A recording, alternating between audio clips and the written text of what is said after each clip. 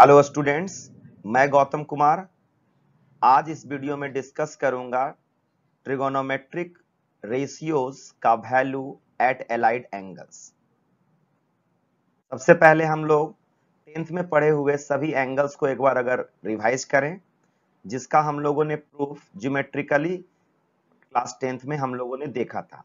बस मैं यहां पर सिर्फ सभी ट्रिगोनोमेट्रिकल फंक्शंस का वैल्यू डिग्री मेजरमेंट के साथ साथ रेडियन मेजरमेंट में भी मैंने लिखा।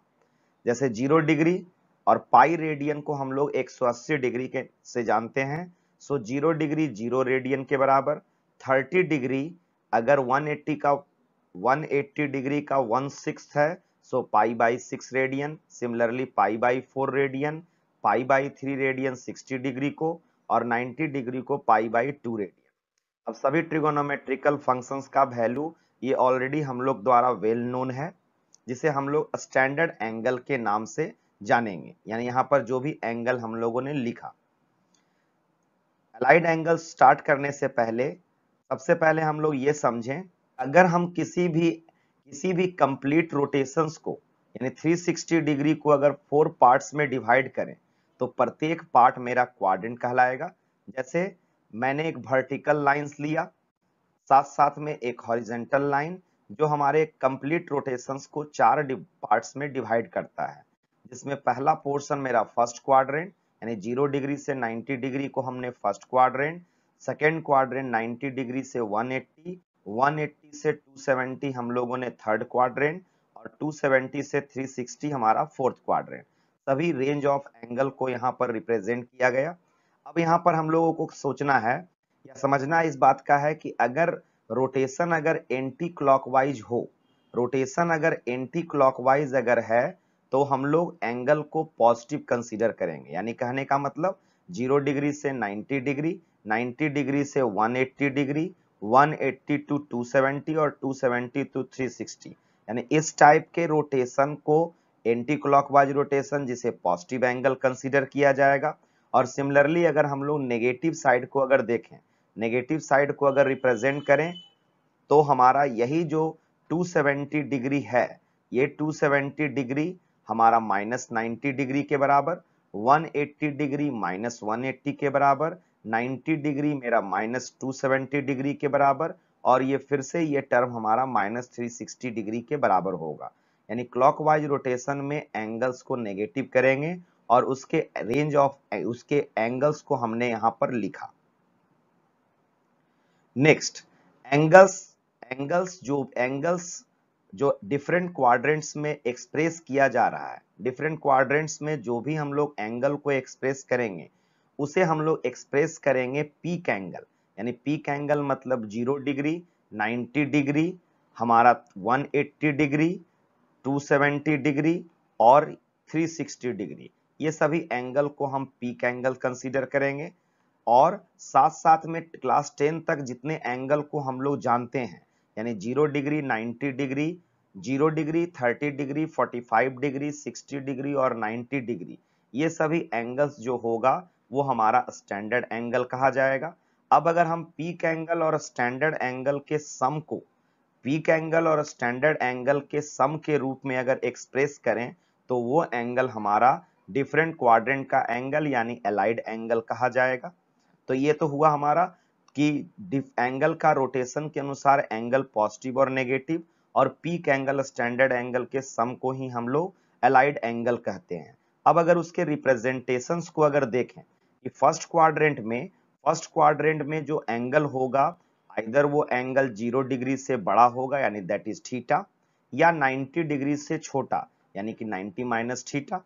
सिमिलरली अगर हम लोग यहाँ पे टर्म को, अगर यहाँ पर सभी टर्म को अगर हम लोग ये सोचें कि अगर 360 से अगर बड़ा हो तो ये एंगल हमारा होगा 360 डिग्री प्लस थीटा। सिमिलरली अगर सेकेंड क्वाड्रेंट के रिप्रेजेंटेशन को देखें तो 90 डिग्री प्लस थीटा यानी 90 डिग्री से एबव, या 180 से स्मॉलर यानी 180 से छोटा यानी 180 माइनस थीटा। सिमिलरली अगर थर्ड क्वाड्रेंट को अगर बोलें तो 180 से एबव एंड 270 से छोटा। सिमिलरली फोर्थ क्वाड्रेंट के एंगल्स को हम लोग रिप्रेजेंट करेंगे 270 डिग्री प्लस थीटा या 360 माइनस थीटा, यानी 270 से या तो बड़ा या 360 से छोटा।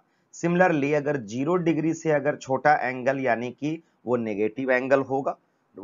नेक्स्ट फिर से अगर उसी टर्म को अगर रिकॉल करें कि डिफरेंट क्वाड्रेंट में अगर हम साइन को अगर देखें, साइन को अगर देखेंगे तो यहाँ फर्स्ट क्वाड्रेंट में all trigonometrical functions positive sign का होगा। इसके पीछे होने के पीछे का रीजन ये है कि अगर हम फर्स्ट क्वाड्रेंट में अगर कोई भी राइट एंगल ट्रायंगल का फॉर्मेशन करें, किसी भी राइट एंगल ट्रायंगल का फॉर्मेशन करेंगे और अगर इस डिफरेंट टर्म को अगर एक्सिस कंसीडर किया जाए तो यहाँ पर परपेंडिकुलर, बेस और हाइपोटेनस तीनों ही पॉजिटिव होगा। इस कारण से ऑल ट्रिगोनोमेट्रिक फंक्शंस को हम लोग पॉजिटिव कंसीडर करेंगे।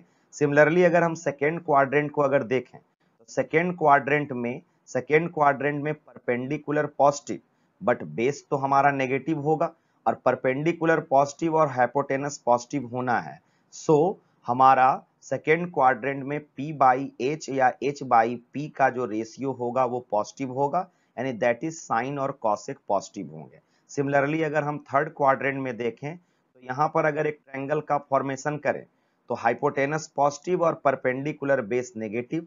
अब परपेंडिकुलर बाई बेस और बेस बाई परपेंडिकुलर दोनों नेगेटिव टर्म के रेशियो ऑलवेज पॉजिटिव आएगा। इसका मतलब tan और cot यहाँ पर पॉजिटिव है।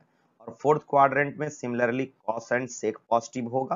यानी ये तो हुआ डिफरेंट क्वाड्रेंट्स में अलग अलग ट्रिगोनोमेट्रिकल फंक्शंस की साइन का होगा, जहां पर मैंने पॉजिटिव साइन कंटेन करने वाले हर ट्रिगोनोमेट्रिकल टर्म्स को यहाँ पर रिप्रेजेंट किया।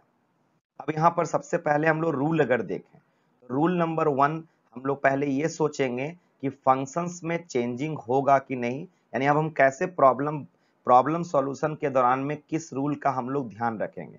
तो सबसे फर्स्ट हम लोग को ये ध्यान रखना है कि फंक्शंस में चेंजिंग होगा कि नहीं। तो उसके लिए अगर हम पीक एंगल किसी हॉरिजेंटल लाइन का इस्तेमाल करें, यानी दैट इज 0 डिग्री या 180 डिग्री या हमारा 360 डिग्री, जो कि यहाँ पर ऑलरेडी रिटन है कि अगर हम लोग 0 डिग्री, 180 डिग्री और 360 का अगर इस्तेमाल करें तो फंक्शंस में चेंजिंग नहीं होगा।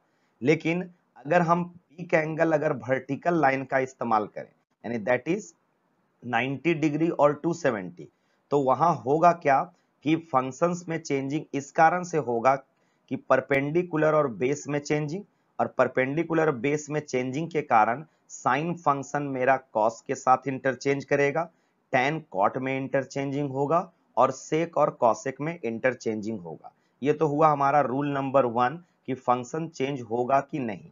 दूसरा, हम लोग अब रिजल्ट्स के साइन को देखेंगे। तो रिजल्ट्स के साइन के लिए हम लोगों को गिवन फंक्शन पहले कौन से क्वाड्रेंट में है पहले ये डिसाइड करेंगे उसके रेंज ऑफ एंगल से। इसके बाद हम लोगों को ये जो भी यहाँ पर हम लोगों ने यहाँ पर रिप्रेजेंट कर रखा है, यानी डिफरेंट क्वाड्रेंट में कौन कौन सा टर्म पॉजिटिव होता है उसके अनुसार से, यानी जो भी हम लोगों ने रेड कलर से यहाँ पर लिखा हुआ है उसके अनुसार से हम लोग ये डिसाइड करेंगे कि गिवन फंक्शन, यानी जो फंक्शन दिया हुआ है, दिए हुए फंक्शंस का क्या प्रॉपर साइन होगा अलग अलग क्वाड्रेंट्स में। बस यही 2 रूल पर हम लोग किसी भी अलाइड एंगल पर ट्रिगोनोमेट्रिकल फंक्शंस को फाइंड आउट करते हैं। जहां पर इस बात का ध्यान रखना होगा कि नेगेटिव एंगल को ऑलवेज कंसीडर किया जाएगा फोर्थ क्वाड्रेंट में, और अगर 360 से एबव एंगल है तो उसे ऑलवेज कंसीडर करेंगे हम लोग फर्स्ट क्वाड्रेंट में, यानी n इंटू 360 प्लस थीटा का इस्तेमाल करेंगे और उसे जस्ट थीटा समझेंगे अगर एंगल हमारा 360 डिग्री से एबव है। तो जो भी हम लोगों ने रूल डिस्कस किया कि फंक्शन का चेंज होगा कि नहीं, और second sign of trigonometrical functions या रिजल्ट्स क्या होना चाहिए उसका हम लोग डिसीजन करके किसी भी एग्जांपल्स को बना सकते हैं। मैंने पहला एग्जांपल यहाँ ले रखा है साइन 120 डिग्री। अब साइन 120 डिग्री तो यहाँ पर 120 डिग्री, 90 डिग्री और 180 के बीच का एक एंगल, सो सेकेंड क्वाड्रेंट। और अगर सेकेंड क्वाड्रेंट है तो इसे हम लोग 2 तरीके से रिप्रेजेंट कर सकते हैं, आइदर 90 प्लस थीटा और 180 माइनस थीटा, यानी 90 डिग्री प्लस थीटा यानी 90 डिग्री प्लस 30 डिग्री और 180 डिग्री माइनस 60 डिग्री। हमने यहाँ पर इसे कन्वर्ट किया 90 प्लस 30, यानी दोनों ही फॉर्म में हम यहाँ पर रिप्रेजेंट करेंगे। सो 90 प्लस 30 का अगर टर्म देखें तो यहाँ पर हमने पीक एंगल इस्तेमाल किया है 90 डिग्री। 90 डिग्री अगर पीक एंगल इस्तेमाल किए हैं वर्टिकल लाइन का, सो यहाँ पर फंक्शन चेंज होगा। फंक्शन चेंज हमारा साइन कन्वर्ट होगा कॉस में, यानी कहने का मतलब कॉस, बस इसलिए क्योंकि यहाँ पर हमने पीक एंगल इस्तेमाल किया 90 degree, so sine function change होगा हमारा कॉस में। अब नेक्स्ट हमारा, चूंकि ये सेकेंड क्वाड्रेंट का एंगल है 120 डिग्री और 120 डिग्री सेकेंड क्वाड्रेंट, और सेकेंड क्वाड्रेंट में गिवन फंक्शन यानी कि साइन मेरा गिवन फंक्शन है, साइन फंक्शन का साइन जो होता है सेकेंड क्वाड्रेंट में पॉजिटिव, सो हमारा इस पार्टिकुलर रिजल्ट का भी साइन क्या होगा, पॉजिटिव। अब अगर फर्दर cos 30 के वैल्यू को अगर पुट करें तो हमारा √3/2 और यही इसका आंसर होगा। सिमिलरली अगर इसके नेक्स्ट रिप्रेजेंटेशन को अगर यूज करें 180 minus theta, so sine 120 degree को कुछ इस तरीके से भी लिखा जा सकता है कि साइन 180 डिग्री माइनस 60 डिग्री। अब 180 का अगर इस्तेमाल करें तो 180 के इस्तेमाल से फंक्शन में तो कोई चेंजिंग होगा नहीं, सो हमारा साइन फंक्शन का साइन फंक्शन, और एज इट इज जैसा हमने पहले बोला कि साइन हमारा सेकेंड क्वाड्रेंट में पॉजिटिव होता है, सो इसका साइन पॉजिटिव। सो हम लोग यहाँ कह सकते हैं कि साइन 120 डिग्री का वैल्यू फिर से हमारा √3/2, यानी कि हम अगर दोनों में से किसी भी फॉर्म का इस्तेमाल करें हमारे रिजल्ट पर कोई डिफरेंस नहीं होता है। नेक्स्ट एग्जांपल लिया मैंने cos 240 डिग्री। cos 240 डिग्री एक 180 डिग्री से एबव और 270 से स्मॉलर, यानी कहने का मतलब थर्ड क्वाड्रेंट, और थर्ड क्वाड्रेंट में हम लोग रिप्रेजेंटेशन कर सकते हैं 180 प्लस थीटा और 270 माइनस थीटा। हम अगर यहाँ दोनों का ही अगर इस्तेमाल करें तो cos 240 को लिख सकते हैं 180 प्लस 60। 180 के इस्तेमाल से फंक्शंस में कोई चेंज नहीं होगा, तो हमारा ये cos का cos फंक्शन होगा, यानी cos 60 डिग्री। अब 240 डिग्री थर्ड क्वाड्रेंट, और थर्ड क्वाड्रेंट में cos फंक्शन नेगेटिव साइन का होता है जो मैंने यहाँ पर लिखा, सो हमारे रिजल्ट का भी जो साइन होगा वो नेगेटिव होगा। सो cos 60 डिग्री के वैल्यू को अगर पुट करें तो -1/2 cos 240 डिग्री का वैल्यू। सिमिलरली अगर इसके सेकेंड रिप्रेजेंटेशन में अगर प्रेजेंट करें सो 270 माइनस 30 से भी रिप्रेजेंट किया जा सकता है 240 डिग्री को। फिर से 270 के इस्तेमाल के कारण फंक्शन cos जो है वो चेंज कर जाएगा साइन में, यानी साइन 30 डिग्री, और थर्ड क्वाड्रेंट में cos फंक्शन एक negative sign, negative value represent करेगा, सो यहाँ पर ये रिजल्ट माइनस साइन 30 डिग्री, और फर्दर अगर इसे पुट करें तो फिर से इसका result -1/2। Next example cot 315 degree. 315 degree हमारा फोर्थ क्वाड्रेंट का एंगल, और यहाँ पर फंक्शन दे रखा है cot। तो पहले हम फोर्थ क्वाड्रेंट को हम लिख सकते हैं 360 degree minus theta, 360 minus theta, 360 minus theta या 270 प्लस थीटा। सबसे पहले हमने रिप्रेजेंट किया 270 प्लस थीटा का फॉर्म। 270 के इस्तेमाल से फंक्शन cot जो है वो tan में चेंज होगा, ठीक है। और साथ साथ में अगर हमारा फोर्थ क्वाड्रेंट है और फोर्थ क्वाड्रेंट में cot फंक्शन नेगेटिव साइन का होता है, सो हमारे रिजल्ट का साइन भी क्या होगा, नेगेटिव। फर्दर अगर tan 45 का वैल्यू पुट करें नेगेटिव साइन, सो -1 इसका रिजल्ट होगा। सिमिलरली हम लोग अगर इसके अनदर फॉर्म 360 माइनस थीटा में रिप्रेजेंट करें तो cot 315 को लिख सकते हैं 360 डिग्री माइनस 45 डिग्री। अब 360 के इस्तेमाल से फंक्शन में नो चेंज, तो हमारा फिर से हमारा टर्म cot का cot रहा, यानी cot 45 डिग्री, और cot फोर्थ क्वाड्रेंट में नेगेटिव साइन का, सो यहाँ पर माइनस साइन होगा इसके रिजल्ट का, और इस तरीके से हमारा रिजल्ट ऑब्टेन्ड हुआ -1।